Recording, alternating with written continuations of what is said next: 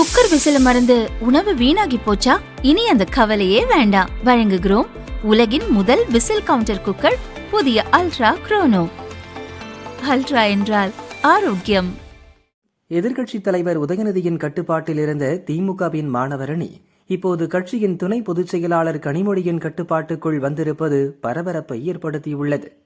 இதுகுறித்து மாணவரணி நிர்வாகிகள் கூறியதாவது: திமுகவில் மொத்தம் 25 சார்பு அணிகள் உள்ளன.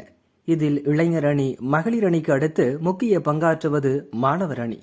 இதனால் தலைமையின் கட்டுப்பாட்டுக்குள் தான் எப்போதும் மாணவர் அணி செயல்படும். அதன்படி திமுக தலைவர் ஸ்டாலின் கட்டுப்பாட்டுக்குள் இருந்த மாணவர் அணி உதயநிதி வந்த பிறகு அவரின் உத்தரவுப்படி செயல்பட்டது. அந்த அணியின் செயலாளர்களாக இருந்த முன்னாள் எம்எல்ஏ எழிலரசன், ராஜீவ்காந்தி, மாநில துணை செயலாளர்கள் உள்ளிட்டோர் உதயநிதியின் ஆதரவாளர்களாகவே இருந்தனர். மகளிர் அணி கனிமொழி கட்டுக்குள் இருக்கிறது. தன் எல்லையை விரிவுபடுத்தும் விதமாக மகளிர் தொண்டரணி என புது அணியை சில ஆண்டுகளுக்கு முன் கனிமொழி உருவாக்கினார். தொடர்ந்து பெண் நிர்வாகிகளை தனது ஆதரவாளர்களாக மாற்றும் முயற்சியில் இறங்கினார். இந்த நிலையில் மாணவர் அணி பொறுப்பாளராக இருக்கும் துணை பொதுச் செயலாளர் ராஜா மூலம் தனது ஆதரவாளரான வீரமணி என்ற பெண் நிர்வாகியை மாணவர் அணி செயலாளராக்கினார்.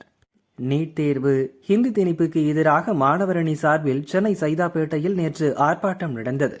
முதல் முறையாக மாணவர் அணி ஆர்ப்பாட்ட மேடையில் கனிமொழி படம் இடம்பெற்றது.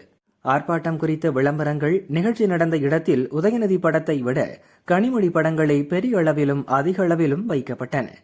தேர்தலுக்கு பின் திமுக சார்பில் நடக்கும் முதல் ஆர்ப்பாட்டம். ஆனால் உதயநிதி சென்னையில் இருந்தபோதும் அதில் பங்கேற்க அவருக்கு அழைப்பு தரவில்லை. தேர்தலுக்கு முன் நடந்த மகளிர் மண்டல மாநாடுகளில் உதயநிதி பங்கேற்றார்.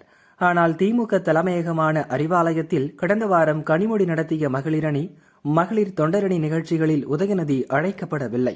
இப்போது மாணவர் அணி நிகழ்ச்சிக்கும் உதயநிதி அழைக்கப்படாதது அந்த அணி மொத்தமும் கனிமொழி கைக்கு சென்றுவிட்டதை காட்டுகிறது.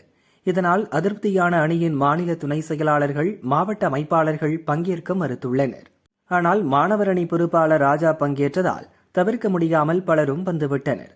மாணவர் அணி கைமீறி செல்வதை உணர்ந்த உதயநிதி கொதிப்படைந்துள்ளார் என்று அந்த அணி நிர்வாகிகள் கூறினர்.